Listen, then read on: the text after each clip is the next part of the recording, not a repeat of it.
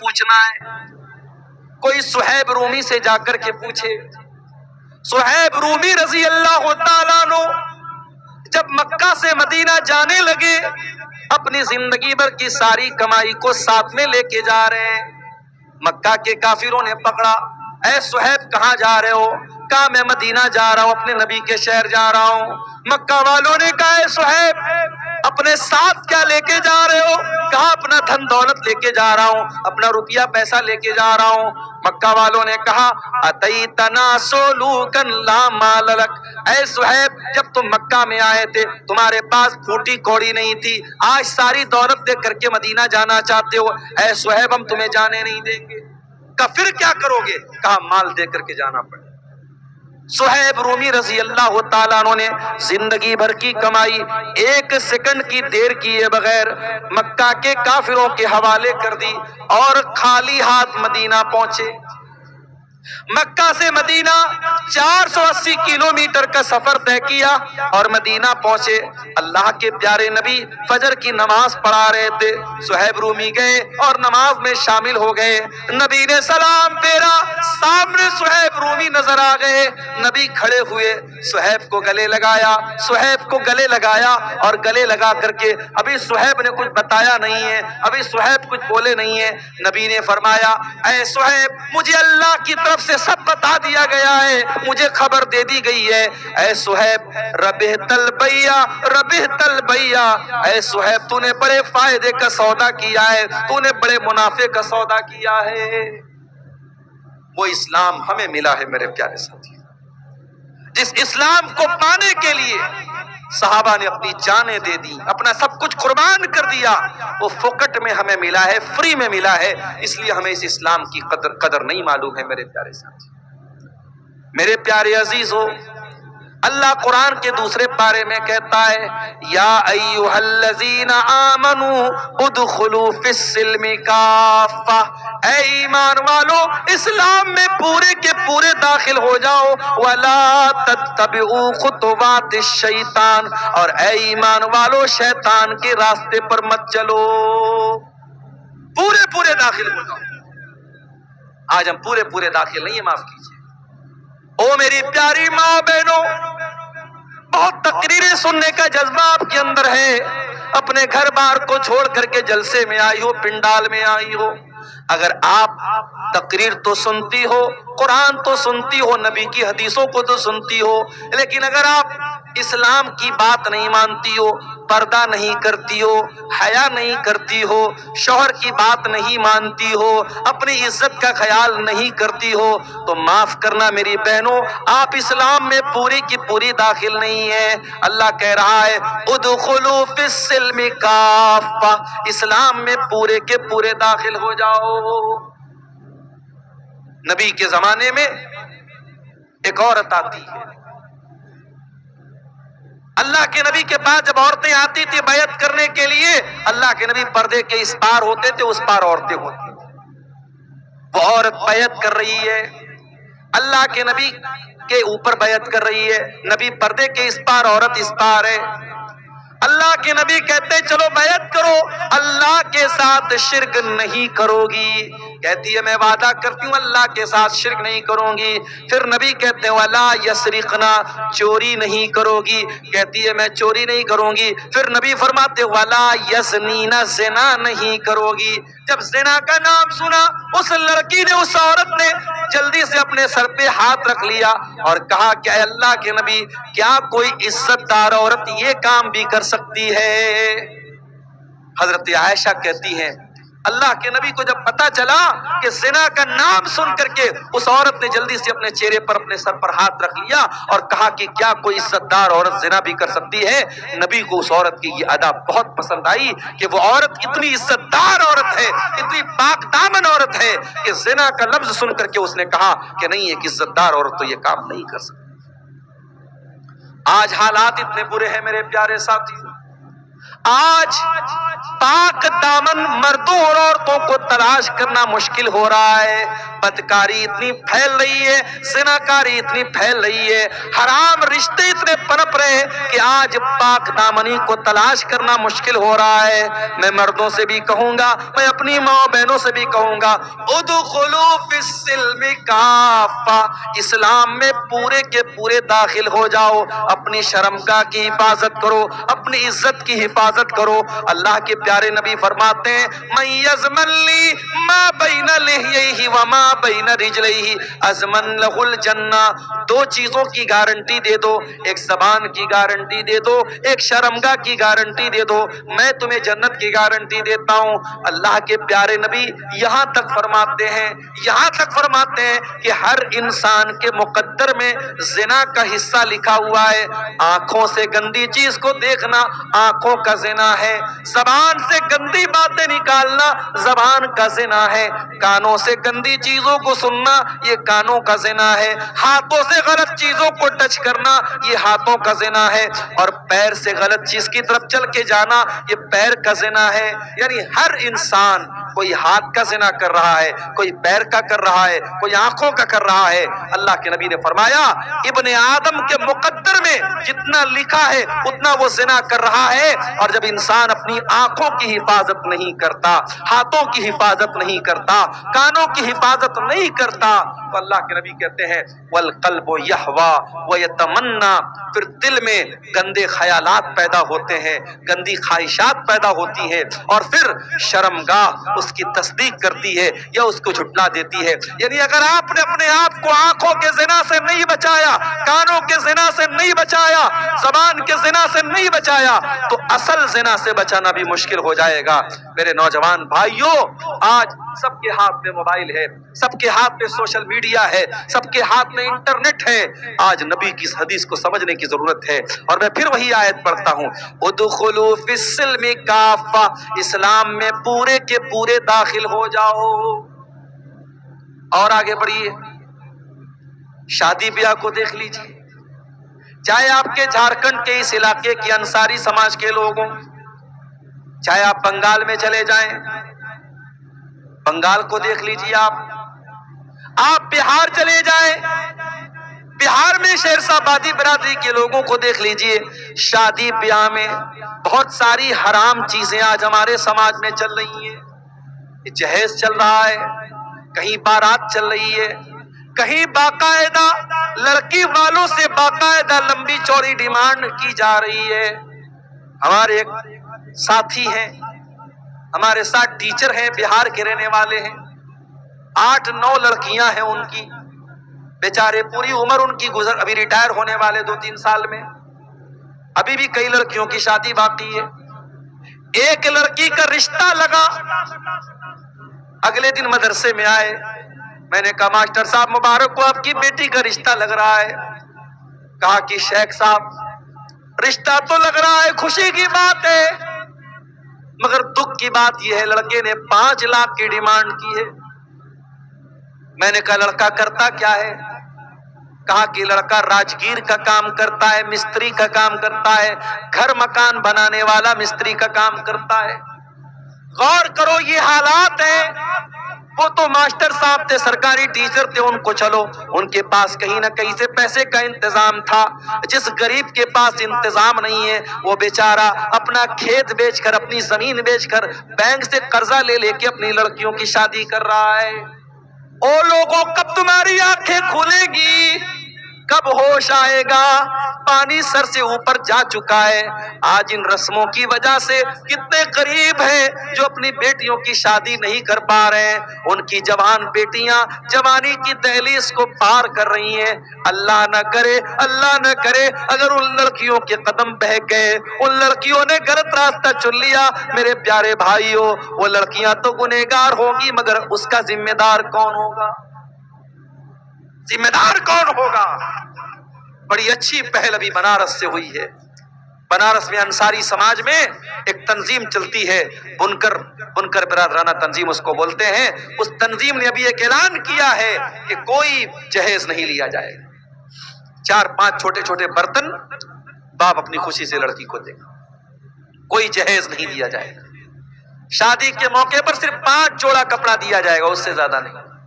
بارات نہیں جائے گی. شادی میں ولیمہ میں بھی ایک طرح کا کھانا ہوگا، ایک سے زیادہ نہیں. حالانکہ ابھی یہ ساری میٹنگ ہوئی ہے، سارا قانون پاس ہوا ہے، عمل ہو تو بڑی بات ہے، لیکن یہ میٹنگ ہونا اور اس طریقے کا قانون بننا یہ بھی بہت بڑی بات ہے.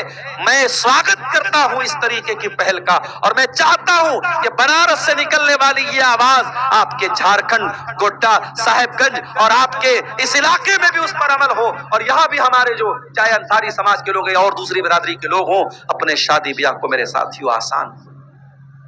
یا ایھا الذین آمنوا ادخلوا فی السلم کافہ، اے ایمان والو اسلام میں پورے کے پورے داخل ہو جاؤ. جس اسلام کو تم فالو کرتے ہو، اگر وہ اسلام تم کو نماز پڑھنے کا طریقہ بتاتا ہے، روزہ رکھنے کا طریقہ بتاتا ہے، زکوٰۃ کا حکم بتاتا ہے، حج کا طریقہ بتاتا ہے، تو وہ اسلام آپ کو شادی بیاہ کرنے کا طریقہ بھی بتاتا ہے. نبی کی حدیثوں میں آپ کو نکاح کا چیپٹر بھی ملے گا، نبی کی حدیثوں میں مہر کا بیان ملے گا، نبی کی حدیثوں میں ولیمہ کا بیان ملے گا، لیکن نبی کی کہیں بھی حدیثوں میں آپ کو جہیز کا بیان نہیں ملے گا، بارات کا بیان نہیں ملے گا. یہ جہیز، یہ بارات، یہ رسم و رواج جن کی وجہ سے آج جینا حرام ہے سماج کا، اللہ کے واسطے میرے پیارے ساتھیوں ان رسموں کو چھوڑ دو. اور نوجوانوں سے کہنا چاہتا ہوں، ذرا گٹس پیدا کرو، ذرا ہمت پیدا کرو. اپنے باپ سے جا کے کہہ دو، اپنی ماں سے جا کے کہہ دو کہ اے میری ماں، میں کوئی جہیز نہیں لوں گا، میں سمپل طریقے سے، سنت طریقے سے شادی کروں گا. میرے ساتھیوں انشاءاللہ میں پورے یقین کے ساتھ کہتا ہوں، ہو سکتا ہے وقتی طور پر تمہیں کچھ تکلیف ہو سکتا ہے وقتی طور پر تمہیں لگے یار سب لوگ لے رہے ہیں میں کیوں نہیں لے رہا ہوں، مگر آگے چل کر کے آپ احساس کریں گے اللہ اس نکاح میں برکت عطا کرے گا. اور آگے بڑھیے. ایک آدمی 5 ٹائم کی نماز پڑھتا ہے، مسجد سے باہر نکلتا ہے، جب مارکیٹ میں بزنس کرنے جاتا ہے، مسجد میں 5 ٹائم کی نمازیں پڑھنے والا اور راتوں میں تہجد کی نماز بھی پڑھنے والا، جب مارکیٹ میں دکان پر بیٹھتا ہے، جب بزنس کرتا ہے، وہاں جھوٹ بھی بولتا ہے، وہاں وعدہ خلافی بھی کرتا ہے، وہاں کسٹمر کے ساتھ فراڈ بھی کرتا ہے، وہاں وہ حرام طریقے بھی اپناتا ہے. اے میرے بھائیو، تم کاروبار میں، اپنے بزنس میں یہ کیوں بھول گئے کہ تم مسلمان ہو؟ جس دین کو تم مانتے ہو، جس مذہب کو تم مانتے ہو، وہ مذہب تمہیں کاروبار کرنا بھی سکھاتا ہے، وہ مذہب تمہیں بزنس کرنا بھی بتاتا ہے. کیا نبی نے آپ کو بزنس کرنے کا طریقہ نہیں بتایا؟ اللہ کے پیارے نبی فرماتے ہیں البیعان بالخیار ما لم یتفرقا فإن صدقا وبینا بورک لہما فی بیعہما. جب ایک آدمی سامان خریدتا ہے، ایک آدمی سامان بیچتا ہے، اگر دونوں سچ بولتے ہیں اللہ ان کے کاروبار میں برکت پیدا کرتا ہے. وإن کذبا وکتما، اور اگر دونوں جھوٹ بولتے ہیں محیقت برکت بیعہما، اللہ ان کے کاروبار کی برکت کو چھین لیتا ہے. اللہ کے نبی ایک دن مارکیٹ گئے، ایک صحابی اناج بیچ رہے تھے، غلہ بیچ رہے تھے، غالباً گیہوں یا جو کی دکان تھی. نبی نے ان کے جو کے اندر ہاتھ ڈالا، اندر کا جو بھیگا ہوا، اوپر کا سوکھا ہوا. نبی نے کہا یہ کیا ہے میرے بھائی؟ صحابی نے کہا اللہ کے نبی بارش ہو گئی تھی، اناج بھیگ گیا تھا، غلہ بھیگ گیا تھا، جو بھیگا ہوا غلہ تھا اگر اوپر رکھتا تو کسٹمر نہ خریدتے، میں نے نیچے ڈال دیا.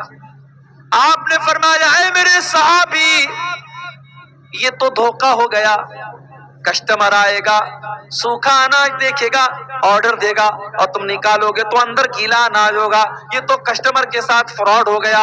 اے میرے صحابی، من غشنا فلیس منا، جو کسٹمر کو دھوکہ دے رہا ہے، جو خریدار کو دھوکہ دے رہا ہے، وہ ہم میں سے نہیں ہے، دھوکہ دھڑی کرنے والا ہم میں سے نہیں ہے. او لوگو، آپ کے نبی نے آپ کو کاروبار کرنے کا طریقہ بھی بتایا ہے، ذرا پتہ تو کرو. مسئلہ یہ ہے آج کی دنیا کا انسان پیسہ کمانے کے لیے بے چین بنا ہے. پیسہ کیسے بھی آنا چاہیے، حلال طریقے سے آ رہا ہے یا حرام طریقے سے آ رہا ہے، دھوکہ دھڑی کر کے آ رہا ہے، جھوٹ بول کر کے آ رہا ہے، 420 کر کے آ رہا ہے، اس سے مطلب نہیں ہے.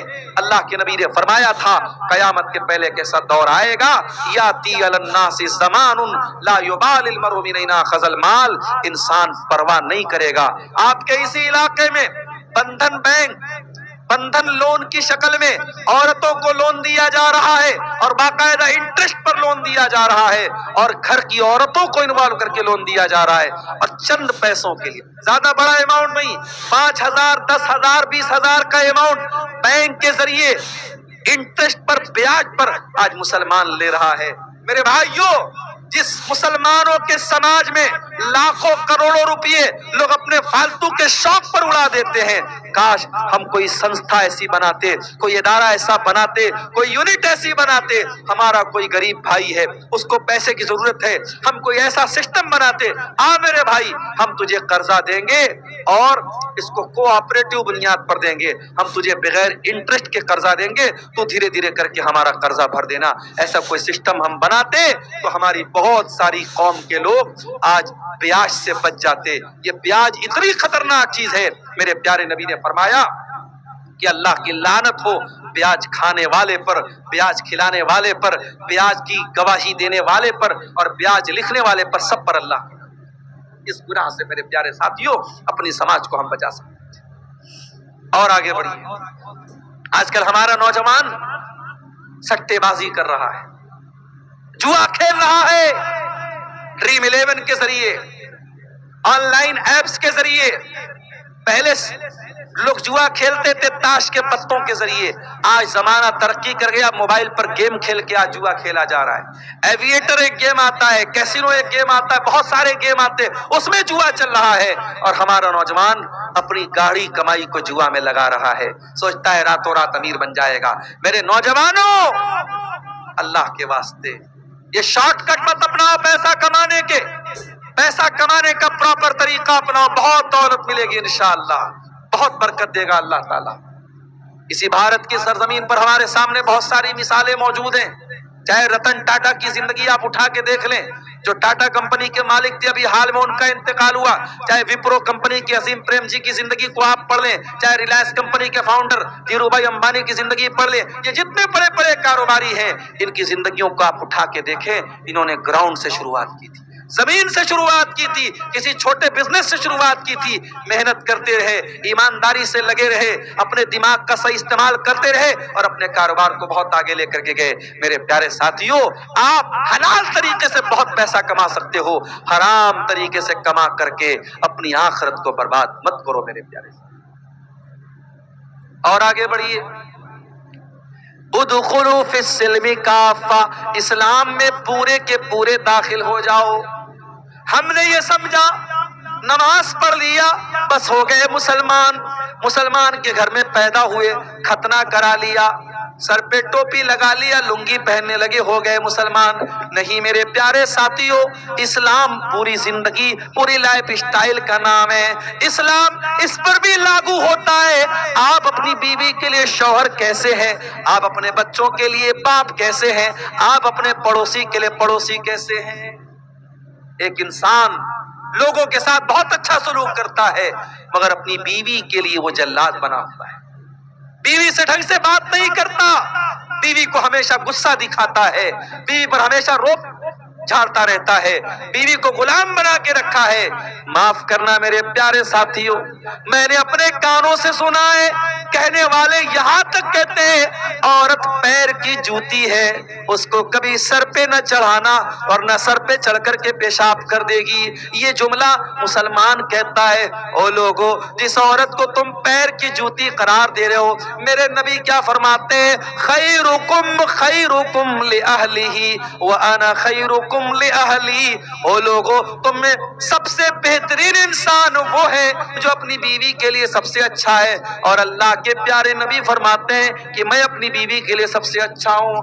آپ کی 9 بیویاں ایک ساتھ رہتی تھیں، آپ ان کے نخرے بھی اٹھاتے تھے، آپ ان کی خواہشات کو پورا بھی کرتے تھے، ان کا حق بھی ادا کرتے تھے، سفر میں جاتے تھے قرآن اندازی کرتے تھے، ڈرا کرتے تھے، جس بیوی کا نام آتا تھا اس کو لے کے جاتے تھے۔ ابھی کل ایک صاحب کا فون آیا، کہنے مولوی صاحب ایک مسئلہ پوچھنا ہے۔ میں نے کہا کیا مسئلہ ہے؟ کہا اگر کسی کی 2 بیویاں ہیں اور جس بیوی کے پاس اس کی باری لگی ہے، مان لیجیے ہفتے میں 2 دن اس بیوی کے پاس 2 دن اس بیوی کے پاس اس نے باری لگائی ہے، اب جس بیوی کے پاس وہ گیا ہے وہ بیوی اگر پاک نہیں ہے، پیریڈ میں ہے، تو کیا وہ اپنی پہلی والی بیوی کے پاس جا سکتا ہے؟ میں نے کہا تو بڑا پیچیدہ مسئلہ آپ نے پوچھ لیا بھائی۔ میں نے کہا اچھا آپ یہ مسئلہ پوچھ رہے ہیں کہ آپ کی 2 ہیں؟ تو کہا کہ الحمدللہ مولوی صاحب میری 2 ہیں۔ تو 2 والے بھی کبھی کبھی فون کرتے ہیں، وہ تو اچھا ہوا کہ میں گھر پہ نہیں تھا اور ہماری اہلیہ تو جلدی سے فون کاٹ دیتی کہ 2 والا کیوں فون کر رہا ہے۔ تو اب بیویاں 2 ہیں لیکن انسان اس بات کی چنتا کر رہا ہے کہ کیسے ان کے ساتھ انصاف ہو۔ آج حالات کیا ہے؟ ایک بیوی والا بھی اپنی بیوی کے ساتھ ظلم و ستم کر رہا ہے۔ میرے عزیزوں، یہ بیوی نبی اکرم نے اپنی بیویوں کے ساتھ حسن سلوک کر کے یہ تعلیم دی ہے کہ آپ اپنی بیویوں کے ساتھ اچھا سلوک کیجیے، پکے مسلمان بنیے، پورے مسلمان بنیے، اپنے بچوں کے لیے اچھے باپ بنیے۔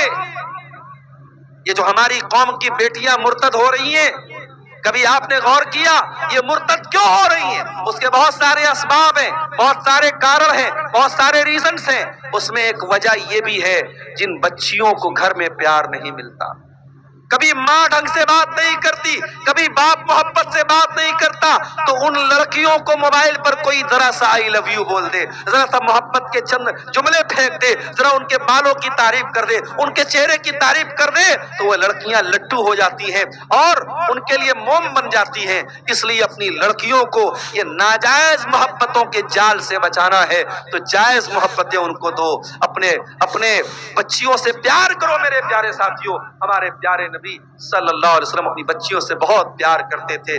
4 بیٹیاں آپ کی تھیں، 4 بیٹیاں آپ کی تھیں۔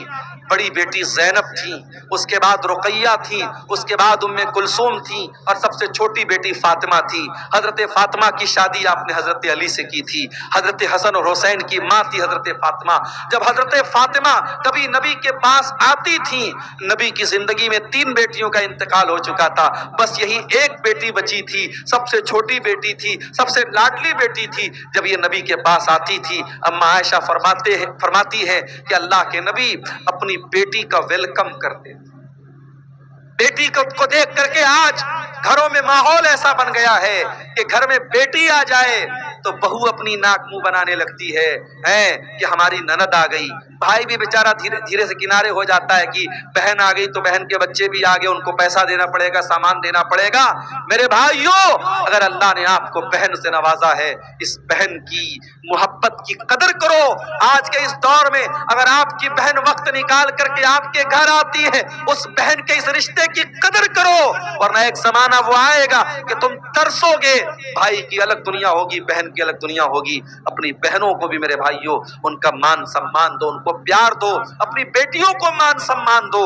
بیٹیاں اگر گھر میں ہیں عزت سے بات کرو۔ اللہ کے نبی اپنی بیٹیوں کا استقبال، اپنی بیٹی کا استقبال کرتے تھے اور کھڑے ہو کر کے اپنی بیٹی سے کہتے تھے مرحبا بابنتی، اے میری بیٹی تیرا آنا مبارک ہو، اور اللہ کے نبی اپنی بیٹی کا ہاتھ پکڑ کے چوم لیتے تھے اور اپنے بغل میں، اپنے سائیڈ میں، اپنے بازو میں، اپنی سیٹ پر اللہ کے پیارے نبی اپنی بیٹی کو بٹھاتے تھے۔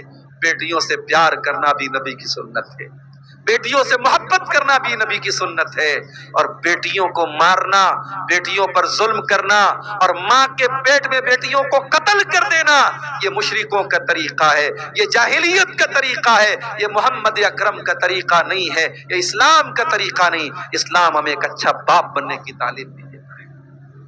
اپنے بچوں کی تربیت کرو میرے پیارے ساتھی۔ ابھی ٹرین پر میں سفر کر رہا تھا، غیر مسلم لڑکے لڑکی آپس میں بات کر رہے تھے۔ بات نکل گئی کہ آج کل جو محبت چل رہی ہے، چھوٹی چھوٹی بچیاں، چھوٹے چھوٹے لڑکے لڑکیاں پیار محبت کے نام پہ الٹے سیدھے کام کر رہے ہیں، تو اس لڑکی نے بڑی پوائنٹ کی بات بولی، غیر مسلم لڑکی تھی۔ اس نے اپنے ساتھی سے کہا، پتہ نہیں اس کا بھائی تھا یا دوست تھا یا شوہر تھا، جو بھی تھا، اس نے کہا کہ ماں باپ کو بہت چوکنا رہنا پڑے گا۔ آج لڑکیوں کی پرورش کرنا ہے تو ماں باپ کو بہت چوکنا رہنا پڑے گا۔ تو اس کے ساتھ جو لڑکا تھا اس نے کہا کہ ارے بھائی، کتنا بھی کوئی نظر رکھے گا لڑکی کہاں جا رہی ہے کیا کرے، کتنا بھی نظر رکھے گا انسان اپنی بیٹی پر، اس لڑکی نے کہا کہ صرف نظر رکھنے سے کام نہیں چلے گا، آج کے دور میں اگر بچوں کو پالنا ہے تو ماں باپ کو اپنا سب کچھ قربان کرنا پڑے گا۔ وہ لوگ جو چند پیسے کمانے کے لیے اپنے بچوں کو چھوڑ کے باہر رہتے ہیں، ان سے کہوں گا بھائی کم پیسے کماؤ، اپنے بچوں کو ٹائم دو۔ ایک وقت آئے گا جب تمہارے پاس پیسہ تو ہوگا مگر بچے نہیں ہوں گے۔ آج اپنے پریوار کو چھوڑ کے کوئی دبئی میں کام کر رہا ہے، کوئی سعودی میں کام کر رہا، اور کیا زندگی ہے، کتوں کی زندگی ہے میرے ساتھی، جانوروں کی زندگی۔ یہاں تو انسان بڑے خوشی کے ساتھ کہتا تھا میرے بھائی تو سعودی میں کام کرتے ہیں، جا کے میں نے دیکھا ہے وہ فیملی کوارٹر کیسے ہیں، ان کے رہنے، وہ جو ڈرائیور کا کام کرتے ہیں سعودی وغیرہ میں، چھوٹے سے کمرے ہیں بیچارے، اسی میں وہ رہتے ہیں، اسی میں کنارے لیٹرین بنا ہوا ہے، چھوٹے سے کمرے میں پوری زندگی گزارنا ہے۔ میڈم کا فون آ گیا، مالک کا فون رات میں 2 بجے آیا تو وہ نہ نہیں کر سکتا، نہ کرے گا تو جلدی سے پاسپورٹ پر اسٹامپ لگا کے فوراً ایئرپورٹ بھیج دیا، جاؤ واپس جاؤ اپنے انڈیا چلے جاؤ۔ کوئی زندگی؟ میں کہتا ہوں کم کھاؤ، اپنے بچوں کو باپ کا پیار تو دے دو میرے ساتھ۔ کتنی عورتیں بیچاری روتی ہیں، مسئلہ پوچھتی ہیں، مولوی صاحب میرا شوہر 2 سال سے باہر ہے، 3 سال سے دبئی میں ہے، میں شادی شدہ عورت اکیلی رہوں، کیسے رہوں؟ سماج کہتا ہے کہ عورتیں رہ لیتی ہیں، عورتیں ضرور رہ لیتی ہیں مگر گھٹ گھٹ کے رہتی ہیں، اور اس میں بہت ساری ایسی عورتیں بھی ہیں، گھر میں جوائنٹ فیملی سسٹم ہے، دیور بھی رہتا ہے، جیٹ بھی رہتا ہے، کزنز بھی رہتے ہیں، شوہر باہر رہ رہا ہے، کتنے گھروں میں حرام رشتے پنپتے ہیں، ایسی نوکری، ایسا کام جس میں آپ اپنی فیملی کو ٹائم نہ دے سکیں۔ میرے پیارے ساتھیوں، اپنے پریوار سے دور رہ کر 2 سال تک اپنے بچوں سے دور رہ کر کے کام کرنا پڑے، ایسا کام کرنا ٹھیک نہیں ہے میرے پیارے ساتھی۔ اور اسی لیے میں تقریروں میں یہ بات کہتا ہوں کہ ہمارے مدرسوں میں جو مولوی لوگ پڑھاتے ہیں، اساتذہ جو پڑھاتے ہیں، ان اساتذہ کے لیے، ان معلمین کے لیے بھی فیملی کوارٹر کا انتظام ہونا چاہیے۔ جو قوم اپنے کھانے پینے پر لاکھوں کروڑوں خرچ کر سکتی ہے، کیا اپنے قوم کے بچوں کو پڑھانے والے ٹیچروں کے لیے فیملی کوارٹر کا انتظام نہیں کر سکتی؟ یہ کون سی زندگی ہے کہ ایک ٹیچر مدرسے میں پڑھا رہا ہے، 6 مہینے پر اس کے مدرسے کی چھٹی ہوتی ہے، 6 مہینے میں ایک بار بیچارہ اپنی بیوی کے پاس جاتا ہے، کیا اس کی بیوی کو اپنے شوہر کے ساتھ رہنے کا حق نہیں ہے؟ کیا اس کے بچوں کو اپنے باپ کے ساتھ رہنے کا حق نہیں؟ کتنی مسجدیں ہیں، امام صاحب کے رہنے کے لیے بالکل چھوٹا سا حجرہ دیا جاتا ہے، بیچارے امام صاحب اگر پورا پیر پھیلا کے سو جائیں تو ایک سر دیوار میں لڑ رہا ہے اور دوسرا پیر دیوار میں لڑ رہا ہے، اتنا چھوٹا سا کمرہ امام صاحب کو رہنے کے لیے دیا جاتا ہے۔ ارے تو اپنی بلڈنگوں میں آرام سے رہے، اپنے بچوں کے ساتھ آرام سے رہے، اپنی بیوی کے ساتھ آرام سے رہے، اور تیری مسجد کا امام بیچارہ اپنی بیوی سے دور رہے، اپنے بچوں سے دور رہے۔ میرے پیارے ساتھیوں، یہ مسئلے ہیں جن پر ہمیں غور کرنے کی ضرورت ہے، جن کا حل نکالنے کی ضرورت ہے۔ کیا مولوی اور اس امام اور اس مدرسے کے ٹیچر کے بچوں کے دل میں یہ جذبہ نہیں کہ ہم اپنے باپ کے ساتھ رہیں؟ آج کا دور وہ دور نہیں ہے کہ بچے کہیں اور آپ کہیں اور بچے پل جائیں گے۔ بچوں کو پالنا ہے، اور خاص طور سے بچیوں کو پالنا ہے، تو آپ کو اندھا، گونگا اور بہرا بن کر کے نہیں پالنا پڑے گا۔ آپ کو 2 آنکھوں کے بجائے 4 آنکھوں کے ساتھ زندگی گزارنی پڑے گی۔ آپ کی بیٹی کالج گئی، 2 بجے چھٹی ہو رہی ہے، آپ کی بیٹی 4 بجے کیوں آ رہی؟ آپ نے بیٹی کو 15,000 کا موبائل دلایا، بیٹی کے پاس 60-70 ہزار کا آئی فون کہاں سے آیا؟ بیٹی کے موبائل پر 800 روپے کا ریچارج کس نے کرایا؟ کیا آپ کی ذمہ داری نہیں ہے یہ جاننے کی؟ آپ اندھے بن گئے، آپ گونگے بن گئے، آپ بہرے بن گئے۔ میں بھی ممبئی گیا تھا، ممبئی کے کچھ ساتھیوں نے بتایا کہ ممبئی میں باقاعدہ کچھ ایسے پکنک اسپاٹ سے کچھ ایسی جگہ ہیں جہاں پہ لڑکے لڑکیاں آپس میں ملتے ہیں۔ وَأَشْهَدُ أَنَّ مُحَمَّدًا عَبْدُهُ وَرَسُولُهُ يَا أَيُّهَا الَّذِينَ آمَنُوا اتَّقُوا اللَّهَ حَقَّ تُقَاتِهِ وَلَا تَمُوتُنَّ إِلَّا وَأَنتُم مُّسْلِمُونَ۔ يَا أَيُّهَا النَّاسُ اتَّقُوا رَبَّكُمُ الَّذِي خَلَقَكُم مِّن نَّفْسٍ وَاحِدَةٍ